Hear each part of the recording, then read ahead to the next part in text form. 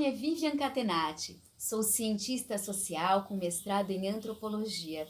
O tema da minha dissertação de mestrado foi o lugar do contador de histórias na contemporaneidade.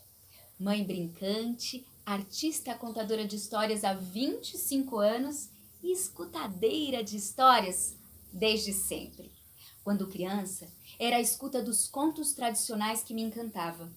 Já adolescente, era com os causos de família que eu me deliciava, mesmo sem saber se tinham acontecido de fato ou de fita. Aliás, isso me lembra um relato de Ângela Lago, uma escritora e ilustradora brasileira incrível. Neste livro, 7 histórias para sacudir o esqueleto, da Companhia das Letrinhas, Ângela reconta narrativas de assombração e de esperteza também, que conheceu ainda na infância pela boca do seu pai. Nascido em Minas, na cidade de Bom Despacho, o pai narrava tudo para Ângela como se fosse causo de família. A escritora nos revela que só ficou sabendo que eram contos tradicionais, passados de geração em geração por esse Brasil adentro, quando ouviu a história que o pai dizia que tinha se passado com a tia de Ângela sendo contada na escola, pela boca da professora, para todos os amigos, como uma narrativa tradicional. Assim como Ângela, vários escritores e escritoras levam para os livros suas experiências afetivas com as histórias, tanto as tradicionais quanto os causos mesmo, esses de família. É o caso deste livro aqui, A História que Atravessou o Oceano, escrito pela querida amiga e também contadora de histórias, Kelly Horace. Essa obra literária foi lindamente ilustrada por Paula Galasso. Aqui, Kelly nos conta a história do seu avô, Demétrio Horace, numa mescla de realidade, ficção e uma boa dose, vejam só, de memória afetiva. Eu não publiquei as histórias que ouvi em livros. E antes de levar o meu repertório para os palcos, praças, livrarias e bibliotecas, compartilhei esse gosto por narrar e ouvir histórias cultivado desde a meninice na sala de aula, como professora do 3º ano do hoje chamado Ensino Fundamental. Foi na relação cotidiana com os meus alunos que fui me tornando, me reconhecendo e sendo reconhecida como contadora de histórias. Em pouco tempo, as brechas que eu criava na rotina escolar para brincar e fazer arte com palavras deixaram de ser suficientes para o tanto que eu queria me dedicar a essa arte. Então, indo além da escola, fazendo jus ao nomadismo característico dos intérpretes medievais, contadores de histórias, cantores, trovadores, menestréis, passei a narrar histórias de boca e também fazer mediação de leitura em diversos espaços culturais e educacionais de São Paulo e depois por esse Brasil afora. Assim, a contadora de histórias foi se profissionalizando e entrando em contato com outros e outras artistas que fazem desta linguagem o seu ofício.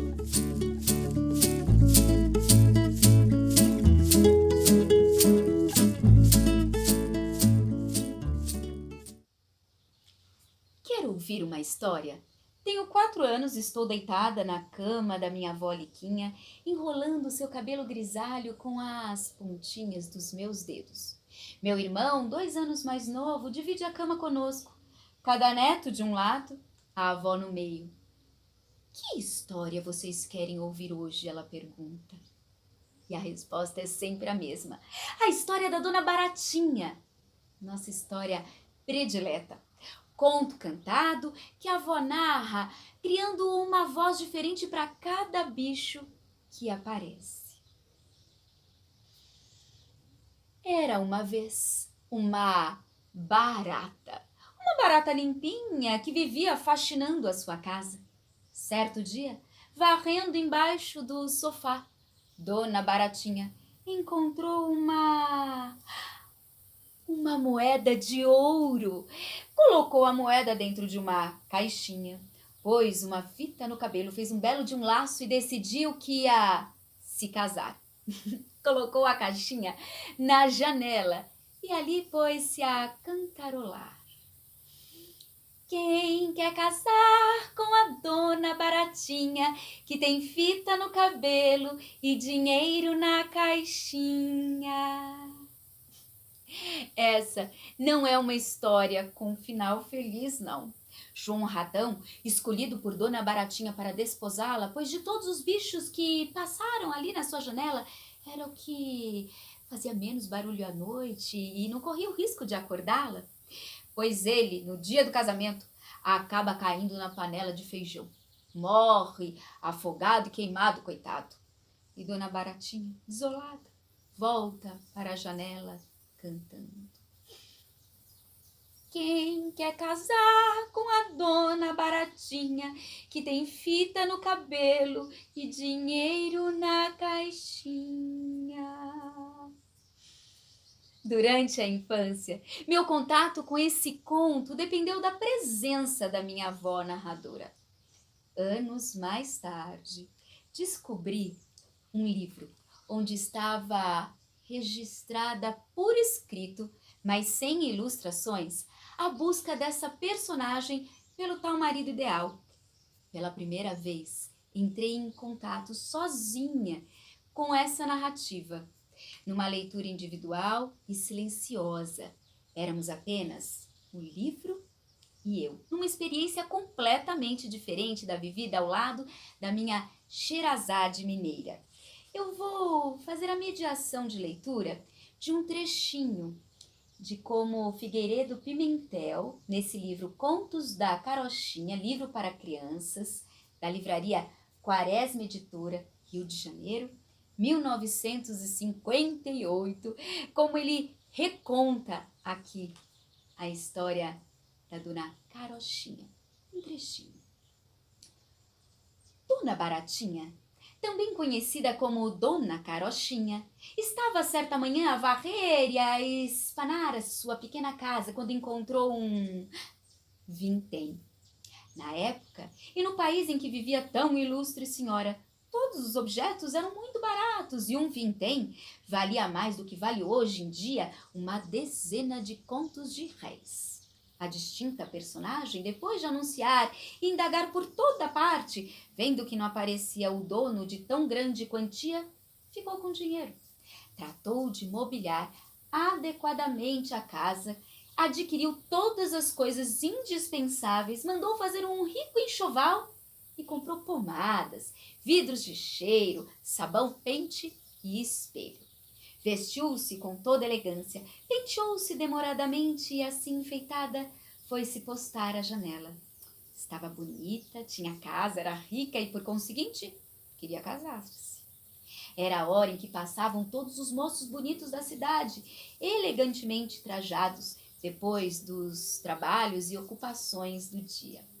O primeiro que passou foi o Doutor Cavalo, um famoso e formoso fidalgo.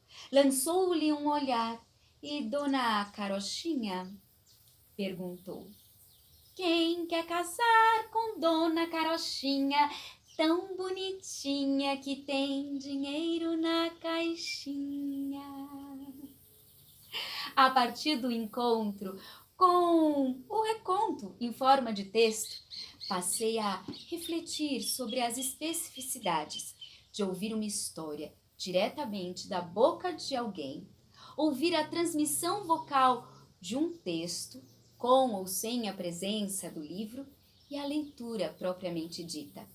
Essa reflexão que trago como tema para essa videoaula compõe o primeiro capítulo da minha dissertação de mestrado e também o começo de conversa nos cursos de formação que venho ministrando pela estrada afora. Por enquanto, fizemos o caminho da boca ao livro, da voz a letra. Faremos agora 3 passeios para refletirmos sobre o que é específico das vivências narrativas da letra à voz.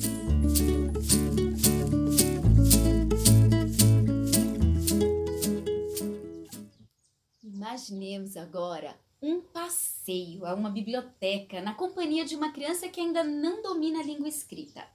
Entre todos os livros dispostos na estante, um chama a nossa atenção. Talvez por conta da capa, da autora, do autor, ilustradora, editora, título, mas não por conta do conteúdo, que é desconhecido. A criança também fica interessada e pede para lermos o livro em voz alta. Outras crianças se aproximam para ouvir a história. Nossas mãos seguram o livro e nossos olhos fixam-se nas palavras que ganham sentido ao serem publicadas pela voz. Eu apresento o livro enquanto o livro me é apresentado. Esta é uma situação de leitura pública, na qual o texto é desconhecido tanto pelo emissor quanto por seus receptores. Seguindo a conceituação do professor e linguista francês Élie Bajar, com quem muito aprendi e tive a honra de ter na minha banca de mestrado, é qualificado como leitura pública, ou seja, na presença de outras pessoas, ou solitária, em voz alta ou silenciosa, o ato de construção de sentido a partir de um texto, de palavras desconhecidas. Eu costumo dizer que não é possível compartilhar aquilo que não possuímos. Se não temos intimidade com algo, não temos intimidade para compartilhar. Se não estamos encantados, não temos como compartilhar encantamento. Quando eu pego um livro pela primeira vez, eu fixo mesmo o olhar nas palavras, porque ainda não conheço as palavras, não conheço o ritmo dessa história, não conheço o ápice, não conheço o desfecho, não tenho intimidade com as personagens. E se não tenho intimidade com as personagens, eu não vou conseguir compartilhar isso para minha audiência. Para mim, na minha prática, a leitura é sempre um antes do encontro com o outro. É uma preparação para os passeios que faremos a partir de agora. Vamos lá?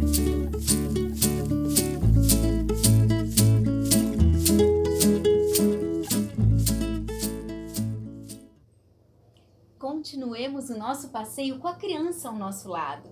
Olhamos novamente as estantes da biblioteca e encontramos um livro que nos pede para ser revisitado. Não apenas a capa, a autora, o autor, a ilustradora, o ilustrador, a editora ou o título nos são familiares. Nós conhecemos também as palavras e a forma com que essas palavras interagem com as ilustrações e com o projeto gráfico da obra. E entre tantos livros nas estantes, este é cuidadosamente escolhido a fim de encantar o nosso ouvinte e nos reencantar também.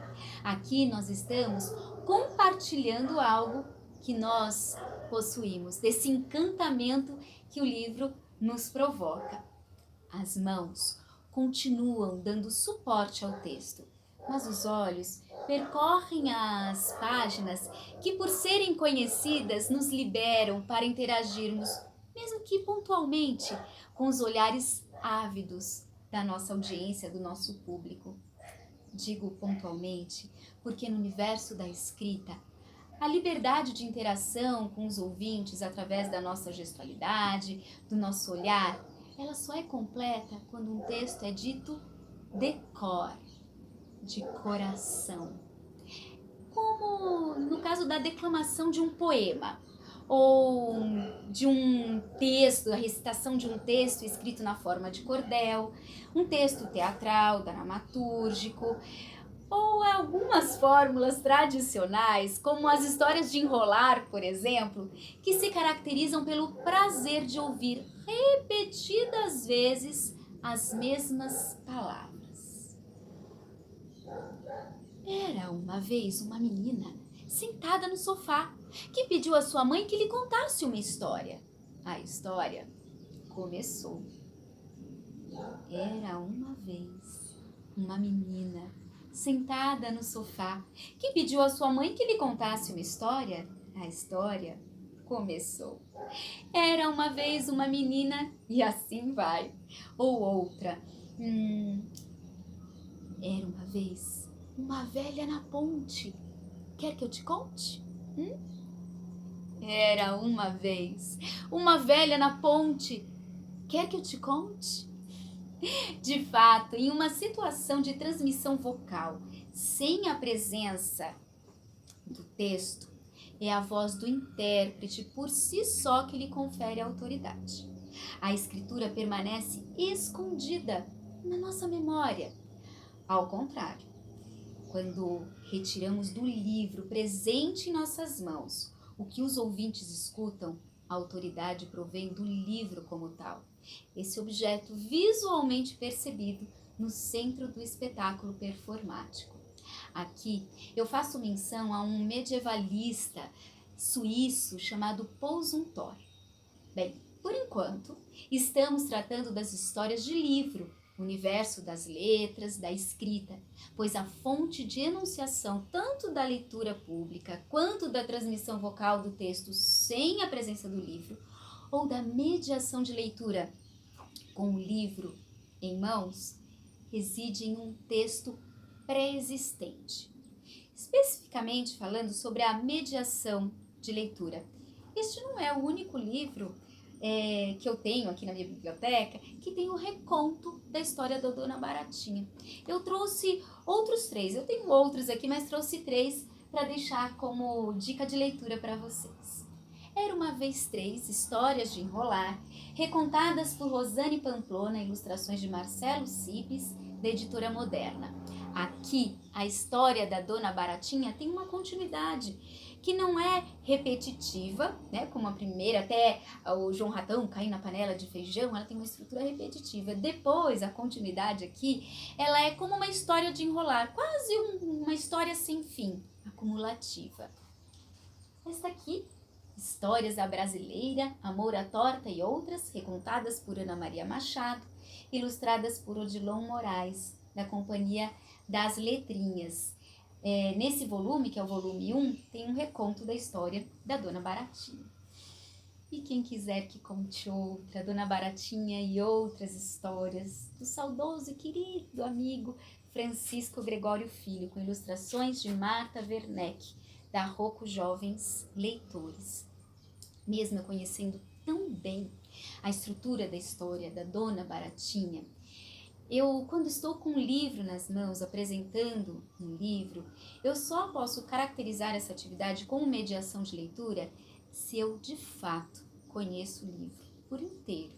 E eu gosto mesmo de fazer mediação de leitura dos livros que eu tenho mais intimidade. Não só com as palavras e a forma que essas palavras interagem, né, com a ilustração, mas também com o projeto gráfico, porque tem livros que abrem assim, tem livros que abrem assim, tem livros que começam assim, de repente ficam assim, tem livros que abrem de trás para frente, enfim, quanto mais intimidade eu tenho com o livro, com a obra literária, onde está essa história que eu estou mediando, né, que eu estou apresentando, mais gostoso é esse encontro com a audiência.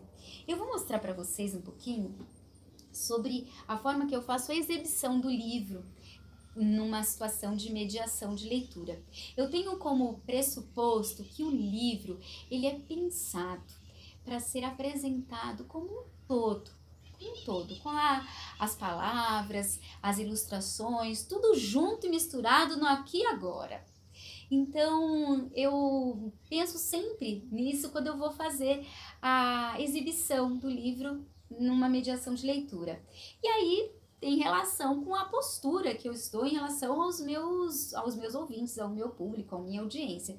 Se eu estou com uma criança, por exemplo, ao meu lado, eu coloco o livro dessa maneira, eu exibo o livro dessa maneira, enquanto eu vou vocalizando as palavras, a criança, o jovem, o adulto, enfim, está fazendo a relação entre as palavras que ele está ouvindo, as palavras que ele está vendo, né, que ele está lendo, se for um leitor ou se estiver começando, né, a desvendar os textos, e como essas palavras interagem com a ilustração. Se a criança está no meu colo, aí eu coloco aqui, olha só, e vou virando as páginas. Se estamos deitados assim, um ao lado do outro, aí o livro vai lá para cima.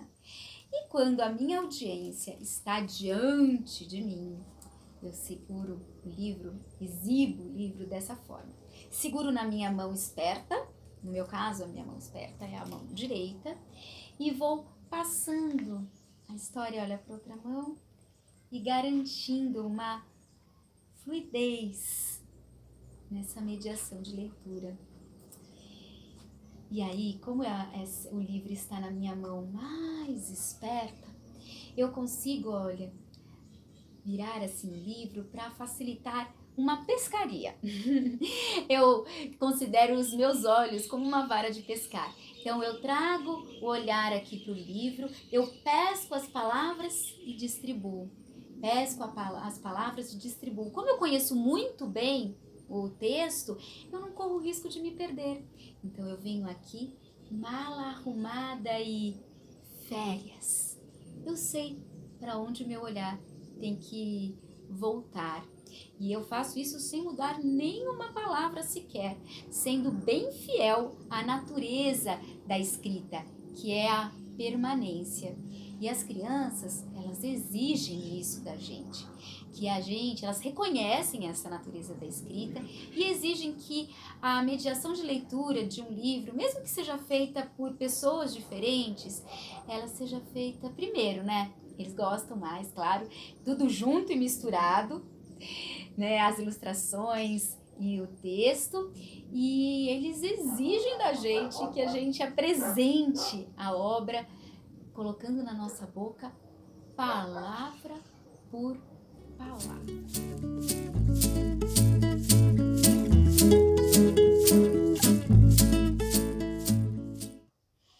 Chegamos agora a um terceiro e último momento do nosso passeio na biblioteca, ainda com a criança ao nosso lado. Vemos outro livro nas estantes. O título é conhecido e nos remete à história que na infância teria sido narrada pela boca da avó, por exemplo. Puxa, eu conheço essa história. Conheço tão bem que o livro é deixado de lado. A criança curiosa pede para ouvi-la. Não nos preocupamos com as palavras impressas, e sim com as imagens das personagens, dos cenários e das situações da história que vão desfilando à nossa frente na medida em que contamos. A partir dessas imagens, o fio da narrativa vai se desenrolando na imaginação do nosso pequeno ouvinte, por meio da nossa voz, dos nossos gestos, do nosso olhar, da nossa presença no espaço. Nesta situação, a performance, ou seja, a teatralidade, está presente não apenas nas linguagens não verbais, mas também nas palavras que compõem a narrativa. Lembrem-se, ao contrário das histórias de livro, que, como vimos, recorrem a um texto prévio. Essa afirmação pressupõe que, ao percorrer as imagens do conto, nos surpreendemos, nós, contadores de histórias, com a forma que ele se materializa, se transforma em palavras na nossa boca. Certa vez, ouvi a querida artista, narradora, mineira Gislaine Matos dizer que tem dias que as personagens estão mais carrancudas, tem dias que elas não estão, não. E que ao narrar uma história, ela vai dando forma a isso que as personagens vão sussurrando ao seu ouvido. Dito de outra forma, é na relação narradora-ouvintes que a história vai sendo tecida. Mesmo que os contos narrados sejam retirados dos livros, contar histórias é uma atividade coletiva que não pertence ao universo da escrita. Retiramos as palavras dos livros, transformando em imagens na nossa cabeça, e depois essas imagens se transformam novamente em palavras. Mas cada vez que essa história é narrada, como se apoia em imagens, as palavras são diferentes. É essencialmente nesse aspecto que a prática de contar histórias diferencia-se da transmissão vocal do texto, sem a presença do livro, e da mediação de leitura, com a presença do livro. Atividades que foram evocadas anteriormente, já que estas remetem à língua escrita, na medida em que a performance não se aplica ao próprio texto. O texto permanece inalterado. Já o ofício do contador de histórias diz respeito a um ato de oralidade pura. E como diz Elibajar, a matéria linguística do conto surge e desaparece no momento da enunciação. É isso. Juntos, nestes 3 passeios, nós percorremos um caminho da letra à voz. Eu agradeço a escuta e companhia de cada um, de cada uma, desejando que, seja de livro ou de boca, seus contos sejam sempre belos e se desenvolvam como um longo fio. Até um próximo encontro.